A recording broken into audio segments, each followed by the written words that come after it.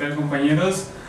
Gracias por estar con nosotros, bienvenidos. Este es un nuevo episodio del video podcast en el que seguiremos tratando los mensajes, en este caso el mensaje educativo y cómo es que influye en la sociedad. Estamos con una invitada muy especial, la doctora María Guadalupe Huerta Moreno. Ella es académica en Huamas-Capozalco, es docente y tiene una gran trayectoria tanto profesional y como docencia. Bienvenida, maestra. No, gracias a ustedes por la invitación y yo, encantada de acompañarles. Nos quisiera repetir un poquito más sobre su trayectoria, comentar sobre su trayectoria. Bueno, yo soy egresada de aquí de la Huamas-Capozalco, de la licenciatura en Administración. Después me fui a hacer una maestría en Administración Pública en la Facultad de Ciencias Políticas y Sociales. Y en ese transcurso yo me di cuenta que un administrador, para tener una comprensión más cabal del quehacer administrativo, no podía quedarse con la visión microeconómica, sino que era necesario, o yo lo consideré en ese momento necesario, estudiar economía de tal forma que me quedara no solo con los aspectos micro de la gestión empresarial o de la gestión de las organizaciones públicas, sino trascender ese conocimiento y poderlo incorporar en un contexto macroeconómico que además es una perspectiva que enriquece mucho la visión de un administrador. Y por ello me fui a estudiar un doctorado en Economía a la Facultad de Economía de la UNAM. De hecho, soy egresada del doctorado de Economía de la UNAM. Dentro de toda su experiencia laboral, ¿cómo es que la economía impacta a la sociedad, a la vida cotidiana? No, la economía tiene un gran impacto en la vida de todos y les voy a poner un simple ejemplo. Ustedes saben perfectamente que empezando a finales de enero, febrero, empezó a instrumentarse una política de incremento en los precios de las gasolinas, lo que ahora se conoce como el gasolinazo, y el primero fue un golpe muy fuerte del 20%. ¿Y cómo nos impacta? Bueno, finalmente todo lo que consumimos, lo que ustedes consumen en su casa, sus verduritas, sus frijolitos, la carnita, prácticamente todo se transporta vía carretera en este país. Y como el incremento impactó no solo a las gasolinas, sino también al diésel, cualquier incremento que pega en la variable energética va a tener un impacto directo en el precio de los productos finales. De tal forma que empezó a moverse hacia arriba la espiral inflacionaria, y si ustedes seguramente oyeron a sus mamás o a sus hermanas o a la gente que, digamos, que muchas veces conduce las finanzas de la familia, que en general son las mamás o las esposas, bueno, se habrán dado cuenta que se empezaron a quejarse porque el incremento de precios pues muy acelerado y de forma muy rápida. Entonces viene una espiral inflacionaria con este incremento en el nivel de precios debido a una inflación de costos que se origina en el gasolinazo. Entonces la economía pues está en la vida de todos, ¿no? Un movimiento en las tasas de interés, un movimiento en precios, la reducción del gasto público en algunos programas públicos. Por ejemplo, si el Estado en un momento determinado decide reducir la cantidad de recursos públicos a la educación, pues nosotros vamos a tener menos espacios para ofrecer. Si se reducen los recursos públicos para los programas de seguridad social en el sector salud, pues obviamente va a haber menos camas, menos doctores, menos enfermeras, menos medicamentos para ofrecer. Entonces la economía, digamos, como dentro del conjunto de las políticas públicas, la economía yo le llamo la reina de las políticas públicas. O la política económica es la reina de las políticas públicas porque nos impacta de manera inmediata cualquier cambio que haya en la actividad económica. Se podría hablar que entonces la economía es como un punto en el que giran varios aspectos sociales. Claro. Como yo te comentaba hace unos momentos, está la política económica, los criterios generales de política económica, y de ahí se desprenden los recursos para una cantidad de programas públicos en infraestructura, en seguridad social, en investigación, en desarrollo, etcétera, etcétera. Entonces digamos que es un eje central la política económica. En el aspecto educativo, ¿cómo ve el sistema educativo actual y el que posteriormente tal vez se implemente? Bueno, yo creo que efectivamente el sistema educativo actual tiene problemas desde los niveles básicos hasta los niveles universitarios o de grado. Sin embargo, me parece que donde están muchísimo más fuertes las carencias es en el nivel de educación básica. Y bueno, es muy evidente las disparidades que hay, por ejemplo, entre una escuela que puede estar ubicada en la delegación Benito Juárez, que es una delegación con un alto índice de desarrollo urbano, a una escuela primaria o secundaria que esté ubicada en la zona serrana, en la Sierra Gorda de Querétaro o digamos en Guerrero, en Oaxaca, en Chiapas, las condiciones en las cuales los profesores desarrollan su actividad docente es dispar, es compleja e inequitativa, ¿sí? Porque mientras una escuela en el Distrito Federal puede tener básicamente los apoyos en términos de infraestructura, de profesores, de apoyos, en general de apoyos, las escuelas de este nivel básico, primaria, secundaria, que se encuentran en poblaciones muy pequeñitas, alejadas de las cabeceras municipales, donde los profesores son multigrado, y cuando digo multigrado quiere decir que hay un solo profesor que está impartiendo primero, segundo, tercero, cuarto, quinto y sexto, y además en escuelas que tienen condiciones de precariedad muy fuerte, pues es evidente que los resultados a la hora de evaluar a los chicos en estos distintos tipos de escuelas, pues van a ser diferentes, ¿no? Entonces, ahora se viene a tratar de implementar una reforma educativa. Bueno, de hecho ya la evaluación de los maestros es una reforma educativa, pero es una reforma más que educativa, es una reforma laboral. ¿Sí? Que trata de ir quitando prestaciones a los trabajadores y de precarizar las condiciones en las cuales los docentes realizan su labor, porque ahora van a tener el yugo de manera permanente de, si no pasa la evaluación, o si tus alumnos no sacan los mejores indicadores en las pruebas estandarizadas que se les van a aplicar, bueno, lo que vamos a hacer es quitarte de la función docente y te mandamos a una parte administrativa. Eso atenta contra los derechos laborales de los trabajadores. Y como les digo, si no podemos evaluar con un mismo instrumento a un profesor en estas condiciones que yo les comentaba, en un municipio, en una zona indígena, que a un profesor en la Ciudad de México, en Guadalajara, en Monterrey, etcétera, en Nuevo León, etcétera, ¿no? Monterrey, es distinto, ¿no? Cuando habla de que la educación primaria o posteriormente la secundaria puede ser la base de lo que en un futuro tenga un alumno, ¿cómo ve el método en el que se enseña a un alumno, por ejemplo, a investigar, a recibir conocimiento? Creo que sí, hemos estado muy orientados, o la educación básica en este país ha estado muy orientada a la cuestión repetitiva, ¿sí? Pero ahora no puedes venir a transformar un modelo educativo diciendo voy a evitar la repetición a partir de una lógica en la cual lo que quiero es que aprendan a aprender. Ok, me parece perfecto que haya un mayor estímulo al desarrollo del conocimiento por parte de los chiquitos, me parece perfecto. El problema serio en este proceso o en esta propuesta es que el propio modelo de reforma educativa que se está tratando de aplicar es un modelo que está dictado en última instancia por las necesidades del mercado laboral, y no del mercado laboral en general, sino por las necesidades que están determinando un grupo de empresarios muy poderosos en este país, que además se han planteado que la gente que estudia en este país tiene que ser gente que una vez que se inserte en el mercado laboral no debe de interesarle mucho su historia, no debe de interesarle el civismo, no debe de ser una persona crítica, debe convertirse básicamente o desarrollar un conjunto de habilidades para insertarse como una tuerca o como un tornillo en una gran maquinaria productiva. Pero vamos a quitarle todos aquellos elementos que le permitan ser crítica a la persona, ¿sí? Vamos a dotarla de herramientas para que aprenda a aprender, para que aprenda a investigar, para que desarrolle un conocimiento de competencias que le permitan insertarse en un mercado laboral, que además es un mercado laboral que ahora está estructurado y organizado en beneficio de los patrones, no en beneficio de los trabajadores. Ese es el gran reto. No queremos producir, digamos, técnicos o científicos con capacidad crítica de sus propios inventos, de sus propios descubrimientos, sino simple y sencillamente formar tecnólogos que vengan, digamos, ya en los niveles superiores, en la educación superior, pues que vengan y se inserten en la maquinaria productiva bajo las condiciones de operación de un capitalismo que lo que busca es la rentabilidad, ¿sí? Y entonces todo el espíritu crítico, todo lo que le da contenido a aprender para transformar una sociedad, eso no lo queremos. Queremos un conocimiento para que eleve la productividad de las empresas, pero no un conocimiento que tenga esta carga social o de reflexión social, ¿sí?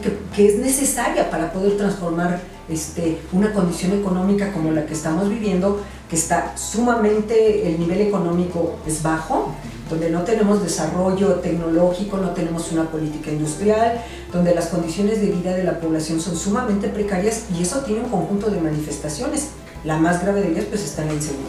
Ok, entonces podríamos hablar de que el aspecto educativo más que, aunque lo queramos separar, más que educativo, es un tema político?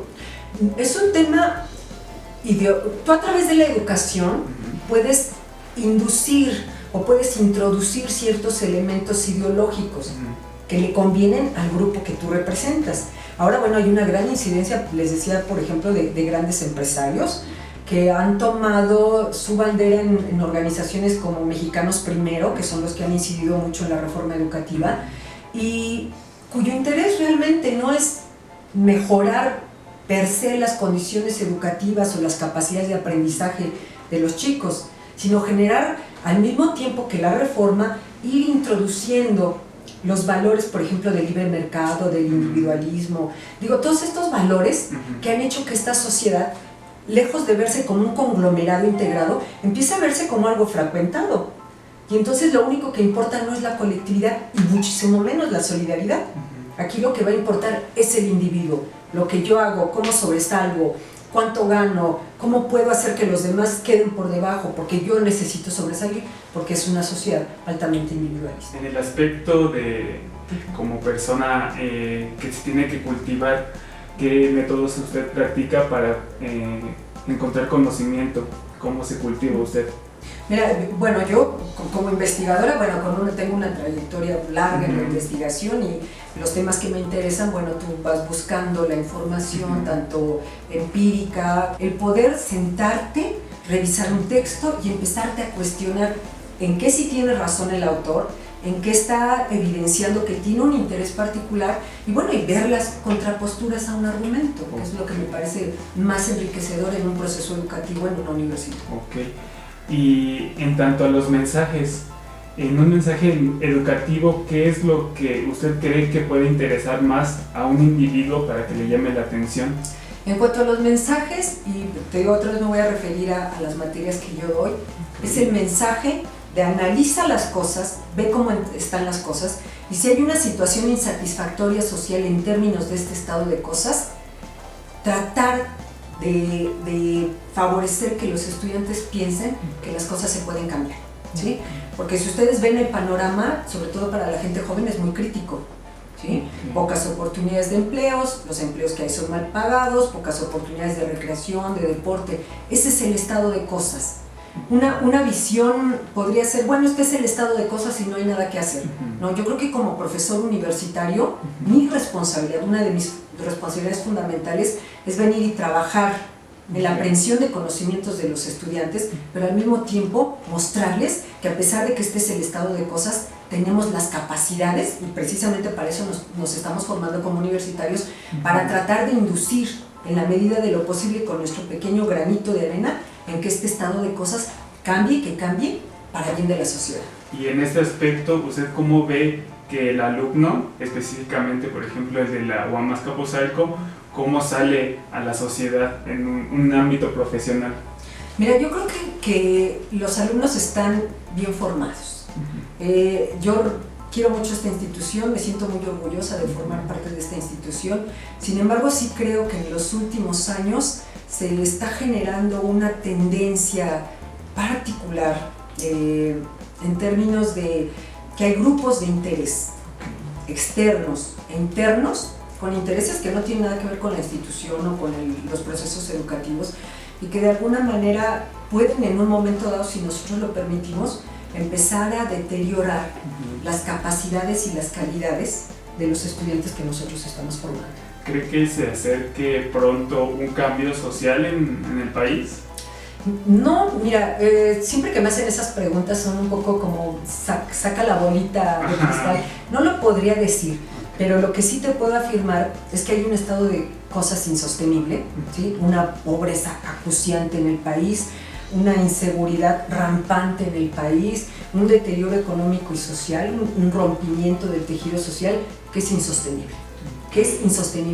Y en ese sentido creo que nosotros como universitarios, ustedes como estudiantes y los que estamos de este lado como académicos, tenemos la obligación, tenemos la responsabilidad de contribuir para generar individuos pensantes que tengan capacidades técnicas, que les permitan insertarse en el mercado de trabajo, pero que al mismo tiempo sean lo suficientemente pensantes para que en el momento que se presenten las oportunidades para participar y empezar a transformar esta realidad ya insostenible en este país, lo empiecen a hacer. Yo creo que la UAM forma muy bien a sus estudiantes para contribuir a estos cambios. Ok, para los compañeros que nos estén viendo, ¿usted qué mensaje o qué experiencia les podría dar que usted cree que les sirva?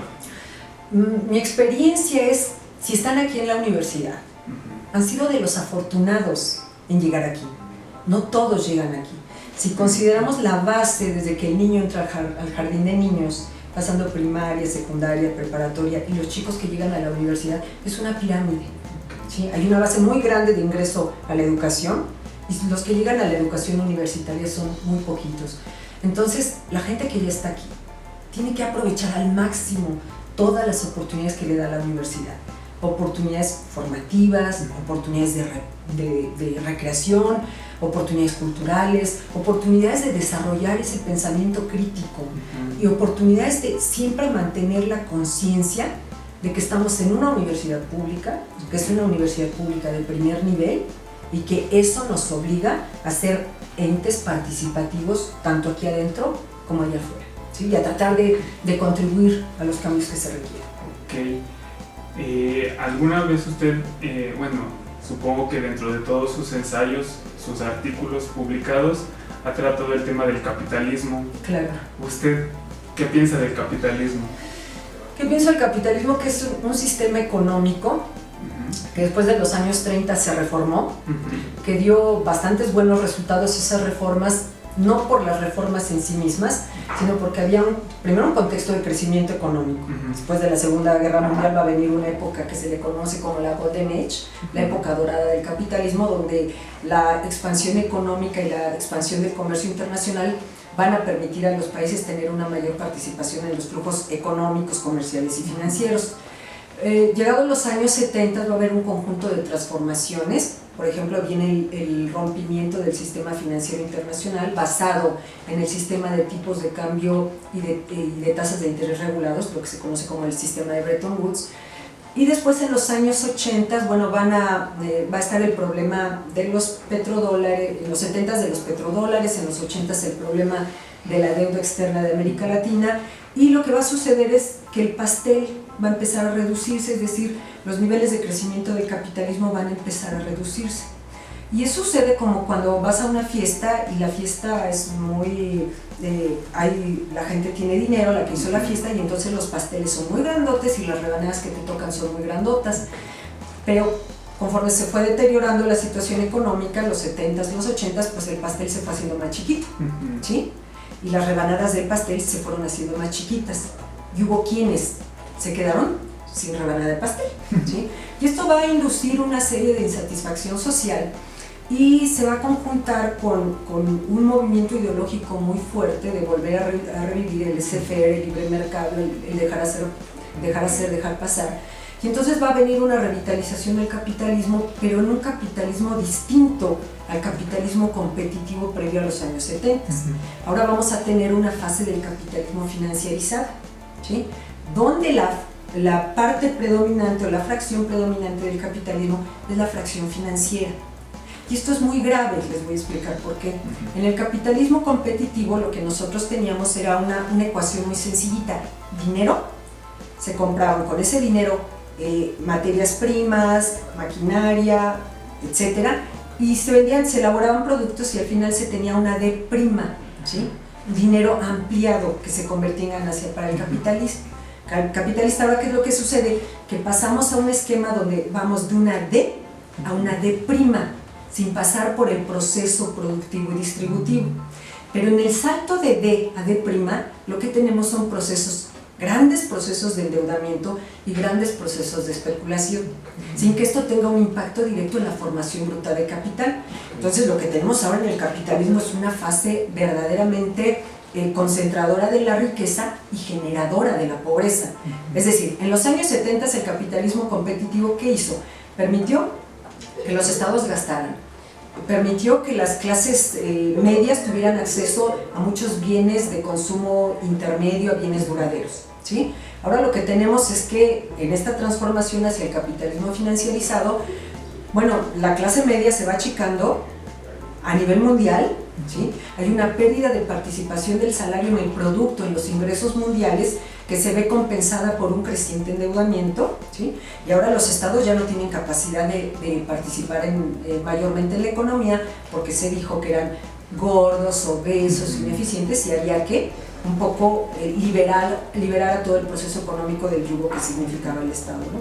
Y ahora lo que tenemos, como te digo, es un capitalismo tremendamente concentrador de la riqueza, es un capitalismo en el cual el hilo conductor de la acumulación está en las finanzas, no en la producción, y es un capitalismo que está generando niveles de pobreza impresionantes, no solo en los países de renta media o en los países de ingreso bajo, sino también en países como Estados Unidos, como Francia. Ya hay una tendencia en Alemania también a que se incrementen los niveles de deterioro económico, no tanto de pobreza como nosotros lo entendemos, pero sí de deterioro salarial de los trabajadores alemanes. Bueno, Italia está en la misma condición, España no se diga, porque por decirles, en España de 2 menores de 30 años, 1 está desempleado. De cada 2 menores de 30 años, 1 está desempleado.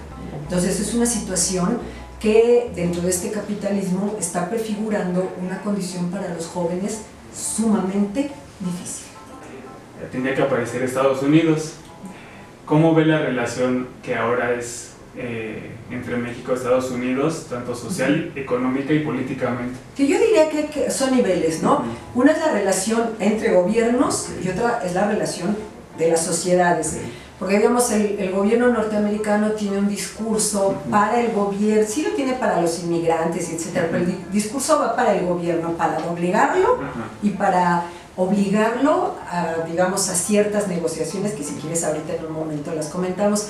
Pero a nivel social, el discurso de la sociedad norteamericana respecto de la sociedad mexicana o de otras sociedades, no me refiero en este caso a los grupos radicales de blancos supremacistas o de gente de la ultraderecha, no, me refiero a la sociedad más educada, la sociedad más progresista norteamericana. El discurso es de apoyo, por ejemplo, de apoyo a los migrantes, de apoyo a la ciudad de santuario, de estar en contra de las prohibiciones migratorias de Donald Trump.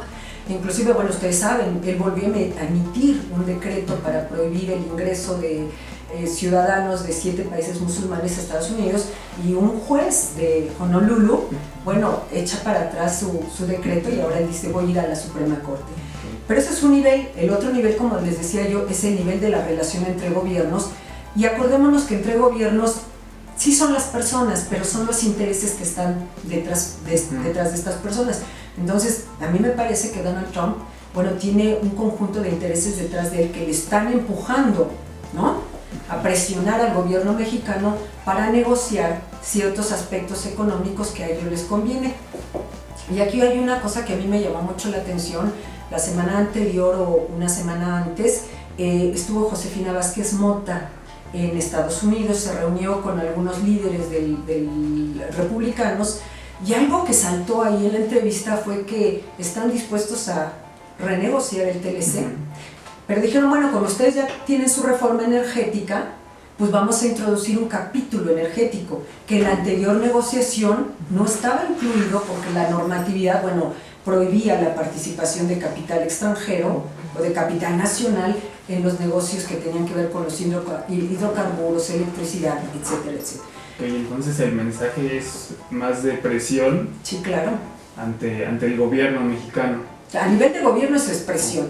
Ok, sí te están regresando una determinada cantidad semanal de mexicanos, pero los 11 millones que están, no los va a agarrar y los va a mandar de un día para otro. Eso no, ni siquiera lo tienen en mente, porque saben que los necesitan. Tan solo en su sector agrícola se necesita la mano de obra inmigrante. Te digo, entonces son 2 niveles, son 2 niveles de la discusión entre Trump, su equipo gobernante, y los intereses que están detrás de él, el gobierno de México, los intereses que están detrás del gobierno de México. Y el otro nivel es a nivel de la sociedad, donde yo veo que la sociedad americana en general, quitando estos grupos supremacistas o de ultraderecha, están muy comprometidos, no solo con los inmigrantes mexicanos. Hay que recordar que Estados Unidos es un país que se formó a partir de la inmigración. Entonces tienen un pensamiento muchísimo más abierto respecto de la riqueza que les da a su propio país la multiculturalidad que se produce por la inmigración. Ok, y ya en la última parte de esta entrevista, retomando un poco el capitalismo, ¿usted podría pensar que el capital, la moneda, influye en la publicidad, en los mensajes que se le emiten a la sociedad? Pero por supuesto que sí, influye. Finalmente, cuando yo, te pongo un ejemplo, voy a lanzar una campaña de publicidad, estoy pensando en última instancia en las ganancias que va a obtener mi empresa por la colocación de tal o cual producto. Inclusive muchas de las campañas publicitarias se basan en crear la necesidad, aunque la necesidad realmente no exista o pueda ser satisfecha con algún otro elemento. Te voy a comentar, bueno, no sé cuántas marcas de pañales hay, son de alguna empresa, pero tiene como 70 versiones, ¿no? De pañal absorbente, pañal no sé qué, no sé qué, no sé qué. Bueno, yo me pregunto, ¿habría la necesidad real de tener todas estas diferencias o simple y sencillamente en un esfuerzo de ahorro de recursos, inclusive ecológico, podría manejarse un solo branch, un solo rubro, una sola marca? Yo creo que sería mejor. Pero lo que yo quiero hacerte sentir a ti como consumidor es que si tu bebé utiliza tal o cual, va a estar pañal, va a estar más tranquilo, o se va a sentir mejor, o su piel va a ser más cuidada. Y claro que está el capital y el dinero detrás de las campañas publicitarias de cualquiera, inclusive las políticas. Lo que hay detrás es una intención en última instancia de cuál va a ser la rentabilidad que esta campaña me va a generar. Ok. Y ya, o este mensaje en la campaña. Ok, a usted, por ejemplo, alguna publicidad, algún mensaje así importante que le haya impactado y que tenga que ver con economía. Híjole, bueno, serían los mensajes, por ejemplo, de organizaciones como Oxfam, que es una organización internacional que, por ejemplo, se dedica a analizar los problemas de pobreza en el mundo, obviamente en México, y tiene campañas publicitarias muy impactantes, ¿no? Entonces, ese tipo de cosas son las que me interesan. Otras campañas publicitarias, bueno, con un mayor conocimiento económico, pues sabes cuál es la intención de la campaña, ¿no? Un poco muchas veces se utilizan las campañas por parte de las empresas para lavar su cara sucia. Y les pongo un ejemplo, hace unos meses hubo muchas campañas del Grupo México en los cines, ¿sí? Entonces tú veías, ibas a ver una película y te recetaban un promocional o una campaña donde se plantea que tienen un vagón de la salud o un tren de la salud, no sé si alguno lo llegó a ver, y entonces se veía cómo van a las pequeñas comunidades y atienden a la gente y al señor viejito y a la mujer le toman una mastografía. Bueno, sí, perfecto, pero no se habla de que esta compañía, que en una de sus ramas o en una de sus actividades se dedica a la extracción minera, y es una de las compañías más contaminantes en este país. De hecho, hace un tiempo hubo un derrame muy serio en Sonora, en el río Sonora, y la represa o el lugar donde estaban contenidos los desechos de la actividad de esta empresa se vierte en el río, ¿sí? Y después de eso salen todo este tipo de campañas. Y si mal no recuerdo, este mismo Grupo México está asociado con las minas de carbón de Coahuila, en particular con la mina de Pasta de Conchos, donde hace unos años hubo un accidente muy serio y quedaron atrapados ahí los mineros, y no se ha respondido al reclamo de las familias de que vengan equipos especializados para rescatar los restos o los cuerpos, cuando me parece que es una petición totalmente razonable de una familia. Bueno, quiero al menos tener los restos o lo que quede de mi familiar para llevar y sepultarlo, porque tengo derecho a llorarle, tengo derecho a cerrar mi luto, y la empresa ha sido totalmente reticente a estos reclamos sociales. Entonces también los mensajes se utilizan para lavar la cara sucia de las empresas, ¿no? Se presentan en los cines como una gran empresa que da mucho empleo, que tiene su trenecito de la salud, que va por las comunidades atendiendo a la gente, pero no se dice nada de todos los desastres ambientales que esta empresa ha estado ocasionando en el país. Ok, y ya para despedirnos, siendo que este video es emitido para compañeros de diseño, ¿usted qué cree que le sirva de su experiencia, de toda su experiencia laboral y docente, para un compañero de diseño gráfico, por ejemplo? A un compañero de diseño gráfico y en general un compañero de cualquier carrera, tener un conocimiento básico de la economía le va a servir, porque entiendes en qué mundo estás parado y puedes entender cómo, por ejemplo, cierta medida que tome el gobierno puede afectar tu campo de trabajo, ¿sí? Entonces siempre tener un conocimiento de conceptos básicos como qué es el Producto Interno Bruto, qué son las finanzas públicas, qué son los impuestos, les van a servir. Vamos a suponer que tenemos a alguien en diseño que ya formó su propia empresita. Uno de los elementos que más va a necesitar saber es toda la estructura fiscal a la que se va a enfrentar. Si bien es cierto, no necesita ser un experto él, por lo menos cuando él contrata un contador, que entienda lo que le está diciendo el contador y que entienda los conceptos, porque al final del día él va a tener que pagar sus impuestos, va a tener que hacer la evaluación en términos de sus ingresos, de sus costos, etcétera, etcétera, y tener muy claro cómo estos elementos económicos pueden afectar o no su actividad. Y eso les digo, independientemente, no sean de diseño o de cualquier carrera, creo que tener un conocimiento mínimo de la economía nunca estorba. Ok. Bueno, compañeros, pues le agradecemos a la doctora que nos haya dado este momento de su día para realizar esta entrevista. Y pues gracias, doctora. No, yo les agradezco, somos de casa todos y bueno, son bienvenidos en cualquier ocasión. Ok, gracias a todos y nos vemos. Hasta luego.